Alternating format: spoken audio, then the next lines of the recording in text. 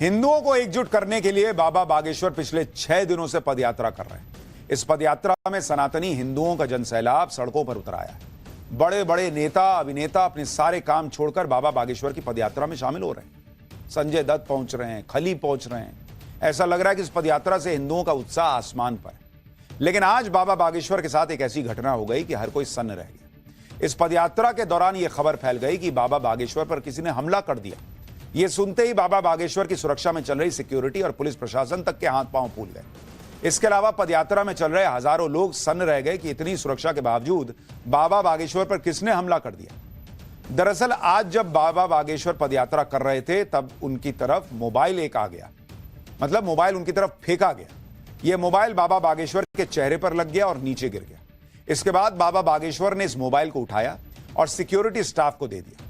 कुछ देर बाद पता चला कि बाबा बागेश्वर पर फूल फेंकते समय एक श्रद्धालु के हाथ से उसका मोबाइल फोन और फूलों के साथ बाबा बागेश्वर की तरफ चला गया और उन्हें लग गया। हालांकि सिक्योरिटी स्टाफ ने तुरंत उस आदमी की पहचान कर ली और उसे मोबाइल लौटा दिया।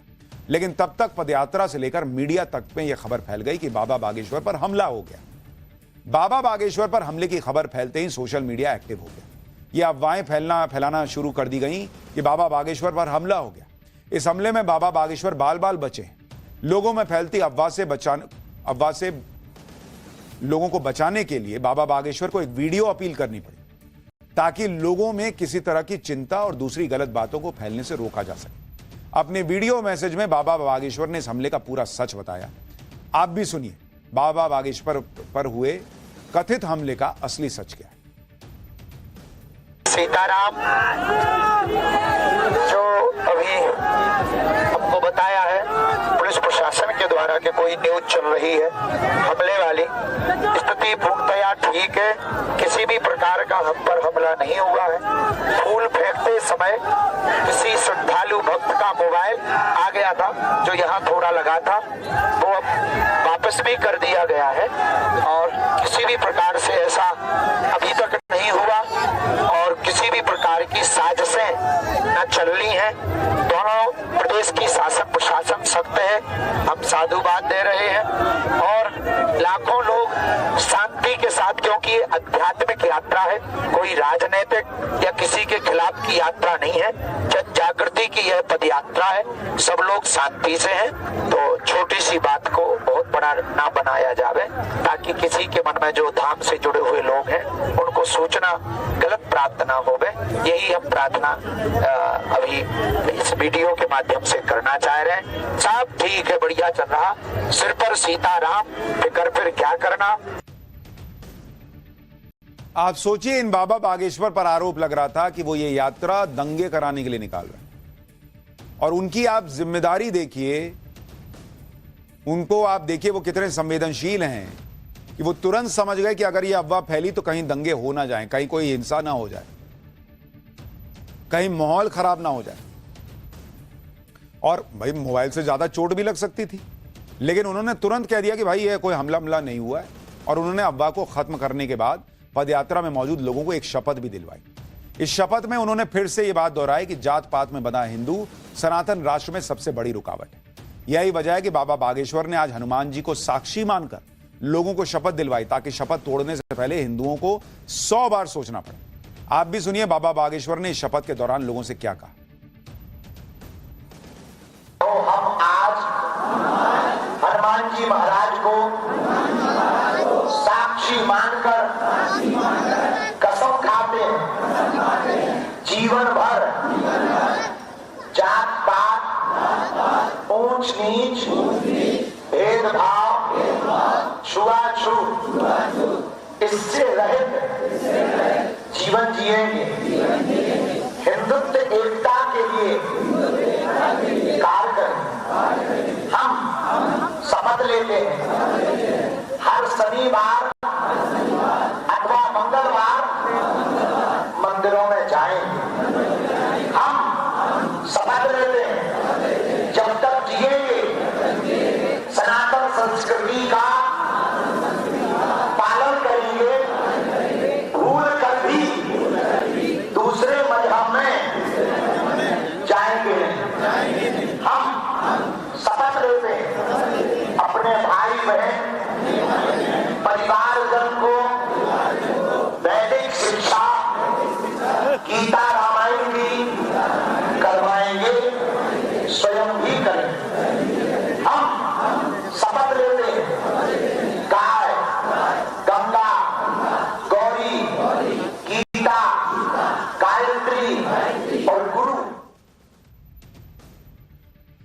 आपको बाबा बागेश्वर की पदयात्रा की एक वायरल तस्वीर दिखाता हूं जिसे देखकर हर कोई हैरान है। आज पदयात्रा के दौरान बाबा बागेश्वर ने लोगों के साथ सड़क पर बैठकर ही खाना खाया।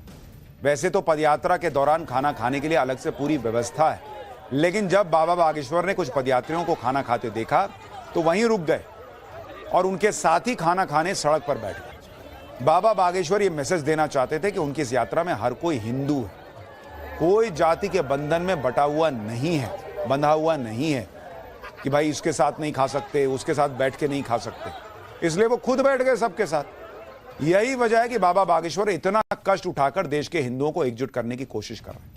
इस पदयात्रा में बाबा बागेश्वर के पैरों में छाले पड़ चुके हैं, उनमें गहरे घाव हो चुके हैं। इसके बावजूद भी बाबा बागेश्वर पैदल नंगे पांव चले जा रहे हैं ताकि देश के हिंदुओं को एकजुट किया जा सके। बाबा बागेश्वर इस बात को अच्छी तरह जानते हैं कि उनके साथ साथ बहुत से लोग भी इस पदयात्रा में कष्ट सहन कर रहे हैं। उनकी तरह ही बहुत से लोग भी इस यात्रा में नंगे पैर चल रहे हैं। बहुत थकान होने के बावजूद भी ये लोग बाबा बागेश्वर के साथ कदम से कदम मिलाकर चल रहे हैं। ऐसे लोगों का उत्साह बढ़ाने के लिए बाबा बागेश्वर ने जो बातें कही हैं, आपको वो भी सुननी चाहिए ताकि आप ये समझ सकें कि देश के हिंदुओं को जागरूक करना कोई मामूली काम नहीं है जो बाबा बागेश्वर कर रहे हैं। हार मत मान जाना हिंदुओं, अगर तुम हार मान जाओगे तो 100 करोड़ हिंदू भारत छोड़कर भग जाएंगे। हमें भारत को बांग्लादेश नहीं बनने देना है, बहन बेटियों पर अत्याचार नहीं होने देना है। इसलिए हर हाल में ओरछा तक पहुंचकर कड़ी मेहनत करके हिंदू एकता का भगवा ध्वज लहराना है। हम मानते हैं तुम कष्ट पा रहे हो, पैरों में फबूले पड़ गए, समय पर पानी नहीं मिल रहा, भोजन की पर्याप्त व्यवस्था नहीं होगी, चलने में तुम्हें धक्का मुक्की लग रही। लेकिन हिंदुओं, अगर हम लोग अभी मेहनत नहीं करेंगे तो हमारे बच्चों का भविष्य अंधकार में हो जाएगा। बाबा बागेश्वर के इतने कष्ट उठाने के बाद भी उन्हें शक है कि देश के हिंदुओं को एकजुट करना कोई आसान काम हो। उन्हें लग रहा है कि अभी भी बहुत मुश्किल है। यही वजह है कि आज बाबा बागेश्वर ने ऐसा किस्सा सुनाया कि लोगों की हंसी छूट पड़ी। इस किस्से में बाबा बागेश्वर ने जो मैसेज दिया है उसे देश का हिंदू कभी भूल नहीं पाएगा। आप बाबा बागेश्वर के इस किस्से को सुनिए, इसके बाद बाबा बागेश्वर ने हिंदुओं को जगाने के लिए कौन सी कड़वी बात कही है वो भी सुनाता हूं। अच्छा एक बात बताएं, क्या तू बता? अरे कहता एक बंगला में कुत्ता घूम रहा था, अब कुत्ते तो घूमते गए, कुत्ता घूम रहा था, एक आदमी ने पत्थर उठाया, मार दिया, कुत्ता भाग गया। वही पत्थर उठाया, मधुमक्खी के छत्ते में मार दिया, आदमी भाग गया। समझ में आया? कुत्ता अकेला था इसलिए भाग गया, मधुमक्खियां इकट्ठी थी इसलिए आदमी भाग गया। हम अकेले हिंदू रहेंगे तो हम लोगों को भागना पड़ेगा और हम इकट्ठे रहेंगे तो धर्म विरोधियों को भागना पड़ेगा। इसलिए जात पात की करो विदाई, हम सब हिंदू। इस अक्टूबर को चटगांव में बांग्लादेश के राष्ट्रीय ध्वज का अपमान किया। इस आरोप के चलते बांग्लादेश की खुफिया पुलिस ने सादे कपड़ों में चिन्मय दास को गिरफ्तार कर लिया। साथ ही 26 नवंबर को चिन्मय दास पर देशद्रोह का केस बनाकर कोर्ट में पेश किया गया।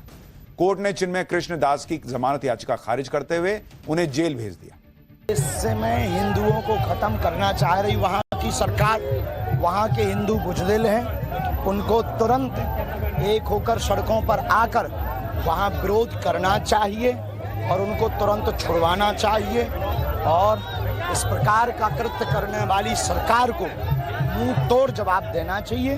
बांग्लादेश की सरकार को गलत है। वहाँ के हिंदू अगर कायर ना हो, बुजदिल ना हो, हमारा वीडियो अगर उन तक पहुँचे, वहाँ के हिंदुओं को तुरंत एक होकर के अपनी ताकत दिखानी चाहिए, तभी काम चलेगा।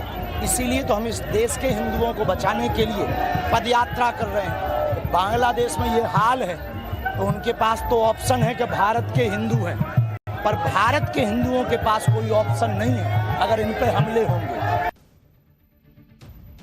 जो लोग बाबा बागेश्वर को सांप्रदायिक बताते हैं वो कह क्या रहे हैं? वो कुछ नहीं कह रहे कि दूसरे के साथ ऐसा करो, तीसरे के साथ ऐसा करो। वो कह रहे हैं हिंदू हो तो अपनी पहचान हिंदू की रखो, जात पात में बंटो नहीं। इसमें क्या गलत कह रहे हैं? जात पात के नाम पर भेदभाव ना हो, सब एक हों, एकजुट होकर रहें, इसमें क्या बुरा कह रहे हैं? लेकिन उनको ही गाली देते हैं लोग।